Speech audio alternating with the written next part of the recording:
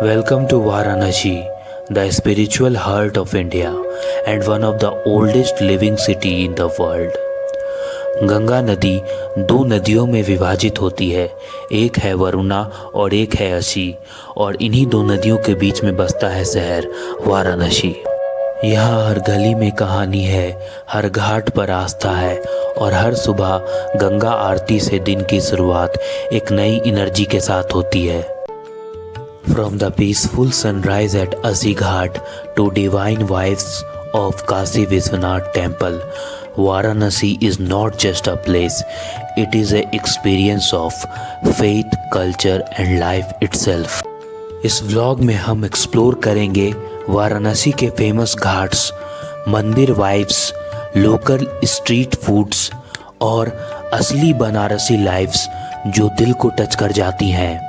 So stay tuned and feel the magic of Kashi Vishwanath with me. हर हर महादेव।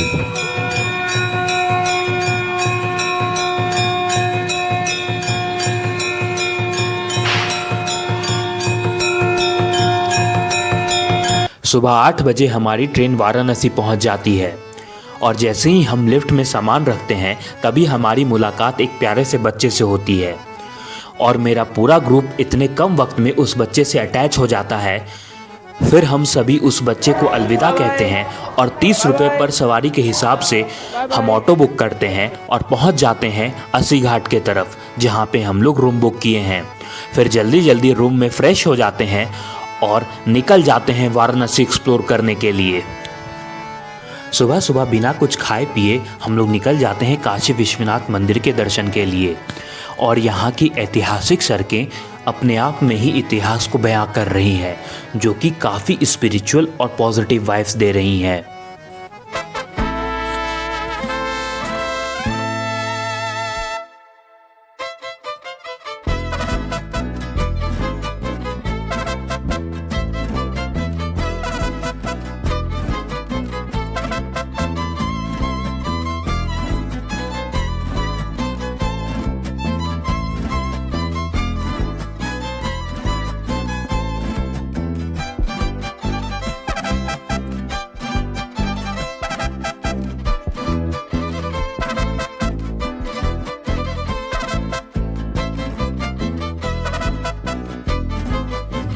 लगभग 1 kilometre चलने के बाद हम लोग गोधोलिया चौक पहुंच जाते हैं। इस चौक से 4 अलग अलग रास्ते निकलते हैं, जिससे हम लोग काशी विश्वनाथ मंदिर, दशाश्वमेध घाट, अस्सी घाट और मणिकर्णिका घाट की ओर जा सकते हैं। सुबह सुबह मंदिर में काफ़ी भीड़ होता है और दर्शन करने में काफ़ी घंटों लग जाते हैं और ये सब हम लोग सोच ही रहे होते हैं कि एक भैया मिल जाते हैं और सुन लीजिए कि वो क्या कहते हैं। डायरेक्ट हम चलेंगे, डायरेक्ट कॉरिडोर से मंदिर से एंट्री कराएंगे, आपका दर्शन हो जाएगा। आरती करते हैं, कोई पैसा हम नहीं मांग रहे, मेरा दुकान है मालेपुर प्रसाद का, नहीं वो सब आप मोबाइल में भी डालेंगे तो आपको रेट दिखा देगा। काफ़ी सोच विचार करने के बाद हम सभी दोस्त इस बात पे एग्री करते हैं और निकल जाते हैं। हम लोग गेट नंबर 2 की तरफ जा रहे हैं, जहाँ पे काफ़ी कम भीड़ होता है और वहाँ पे दर्शन करने में आधे घंटे से 45 मिनट ही बस लगता है। जैसे जैसे हम लोग मंदिर की तरफ बढ़ रहे थे वैसे ही हम लोग बनारस की गलियों से रूबरू हो रहे थे। गलियों में बनी हुई पेंटिंग्स और बनारस की साड़ियों की दुकान मानो हमें बनारस की संस्कृति के बारे में बता रही हो। बनी पुरानी इमारतें हमें प्राचीन काल के इतिहास के बारे में बता रही थी। ऐसा लग रहा था इतने शोर शराबा होने के बावजूद भी वहाँ पे कितनी शांति है और हवा में पूरी तरीके से स्पिरिचुअलिटी फैली हुई है। इन्हीं गलियों में थोड़ी दूर पर हमें बहुत पुरानी खाने पीने की दुकान दिखती है, जिसमें से एक बहुत ही फेमस पहलवान लस्सी की दुकान भी हमें दिखती है। और जैसे ही हम मंदिर का दर्शन कर लेंगे तो वापस ज़रूर आएंगे और सब खाने की चीज़ों को ट्राई ज़रूर करेंगे। फिर हम सभी प्रसाद लेकर के मंदिर की ओर निकल जाते हैं। यहाँ बगल में ही माँ अन्नपूर्णा भवन है, जहाँ दिन भर श्रद्धालुओं के लिए लंगर चलते रहता है। फिर थोड़ी दूर में चलते चलते हम काशी विश्वनाथ धाम प्रवेश द्वार पहुँच जाते हैं। मंदिर के अंदर मोबाइल अलाउड नहीं है, इसी वजह से एंट्री गेट के पास जो सरकारी लॉकर है वहाँ पे हम लोग अपना सारा इम्पोर्टेंट सामान और मोबाइल और पर्स रख देते हैं और अब चलते हैं काशी विश्वनाथ के दर्शन के लिए।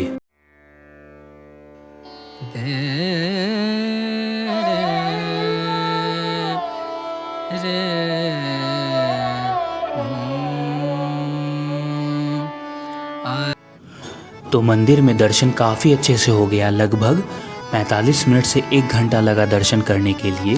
और दर्शन के बाद मंदिर के बगल में ही मेरे साथ साथ काफ़ी सारे श्रद्धालु भोले बाबा के नाम का चैंटिंग कर रहे थे और मेडिटेशन कर रहे थे। एक अलग ही एक्सपीरियंस रहा जिससे कि मन पूरा शांत और एकाग्र हो गया। और सच ही बोलते हैं, काशी से हम ज़रूर चले जाते हैं लेकिन हमारे अंदर से काशी नहीं जाता है। अभी हम और मेरे सारे दोस्त निकल चुके हैं बनारस की पतली गलियों से होते हुए मंदिर से गोधुलिया चौक की ओर। और अभी हम सभी को काफ़ी ज़ोरों से भूख लग चुका है क्योंकि आज सुबह से हम लोगों ने कुछ भी नहीं खाया है और अभी बज चुका है दोपहर का लगभग 2। तो जल्दी से गोधुलिया चौक पे पहुंच करके देखते हैं कि वहाँ पे खाने के लिए क्या है। तो चलिए चलते हैं। मंदिर के लिए यहीं से जाएंगे तो गंगा आरती में 1 घंटा लगेगा। दर्शन करना क्या हुआ दोस्त को देखना। चलो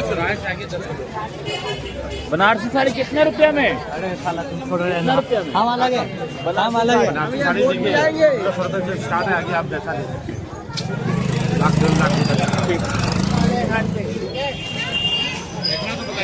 ठीक है आते हैं।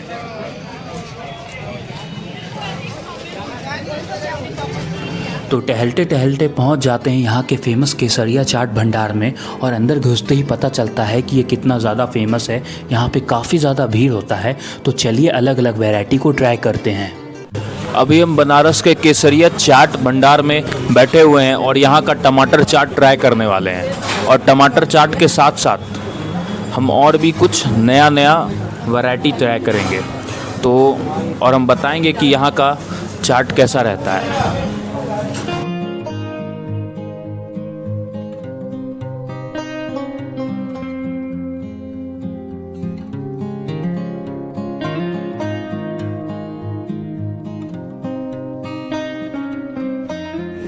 तो मेरा टमाटर चाट आ चुका है और हम टेस्ट करके बताएंगे कि आपको यहाँ का टमाटर चाट कैसा है।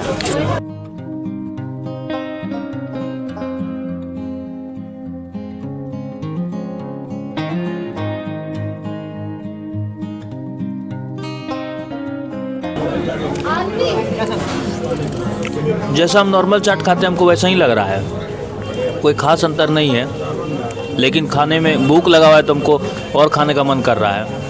अच्छा है ओवरऑल। तो देखते ही देखते शाम हो जाता है और हम अपने ग्रुप के साथ दशाश्वमेध घाट पहुंच जाते हैं। और अभी हमारा प्लान शाम की गंगा आरती देखने का है। तो इसी दौरान एक बोट वाले भैया से बात हो जाती है और वो 100 रुपीज़ पर पर्सन के हिसाब से शाम की गंगा आरती और जितने भी घाट हैं उन सभी को बोट से ही दिखाएंगे। तो चलिए चलते हैं बोट से गंगा आरती, माँ गंगा और उनके बगल में स्थित घाटों को एक्सप्लोर करने के लिए।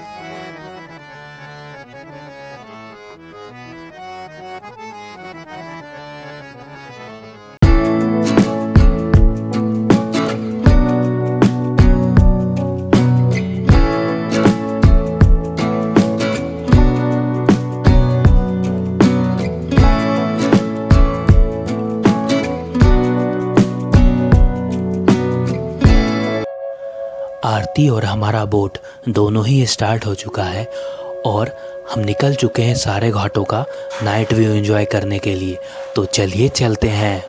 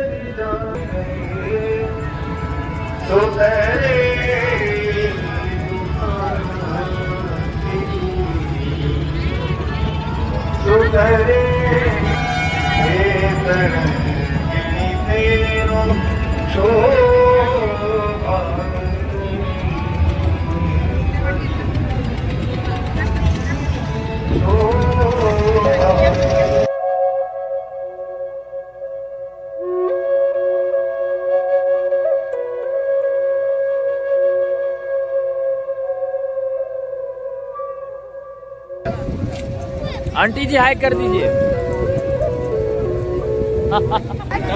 जय जय। मणिकर्णिका घाट है बाबू।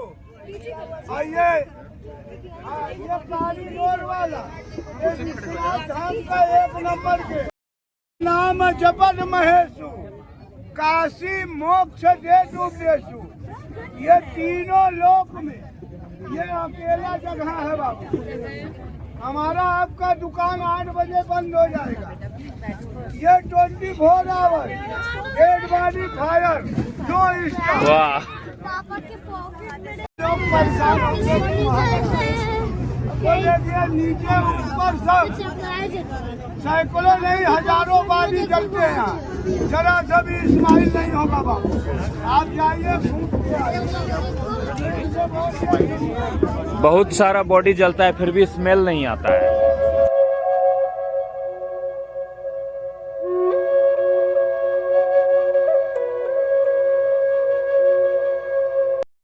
अभी दोनों बोट में टक्कर हो चुका है, बहुत खतरनाक। लाइव रिपोर्टिंग, लाइव टक्कर हुआ है अभी। सारी घाटों को देखने के बाद बोट हमें मीर घाट पर छोड़ देती है और मेरा ओवरऑल एक्सपीरियंस काफ़ी अच्छा रहा। घाट पर ही चाय और मोमोज का स्टॉल होता है और अभी मस्त घाट किनारे चाय और मोमोज का आनंद लेंगे।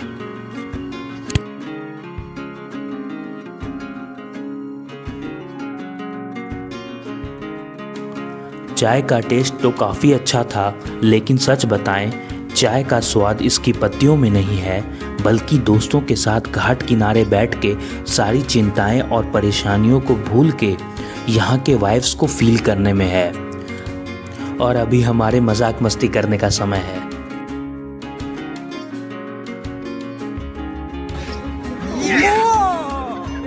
Harry Potter.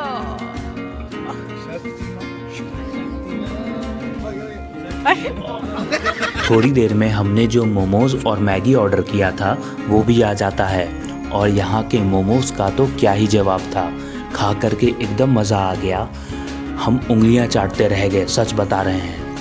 5 स्टार का मोमोज भी यहाँ के वाइब को मैच नहीं कर पाता है और ये जो वाइब है ना, इसी का प्राइस है यहाँ पे।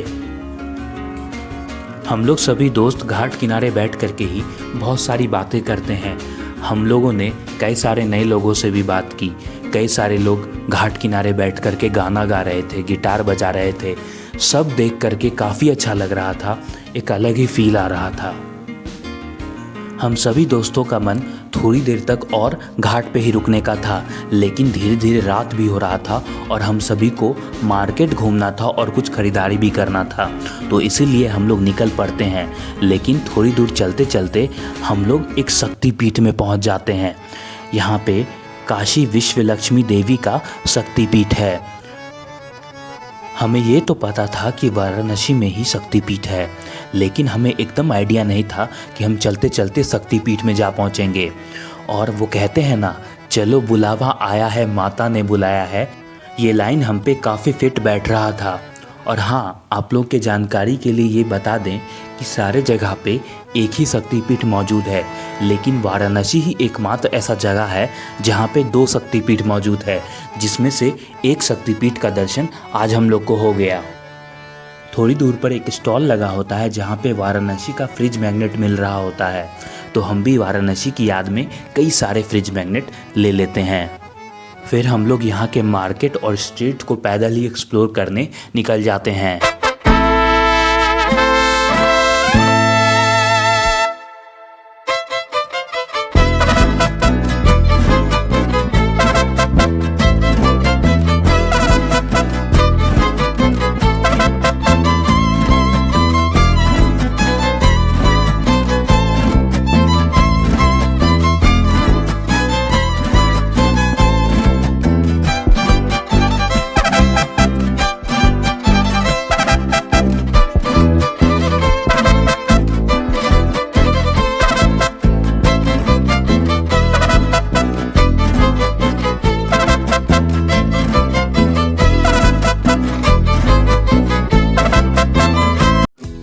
अभी हम लोग चलते चलते काफ़ी ज़्यादा थक चुके हैं और हम लोग को काफ़ी भूख भी लग चुका है।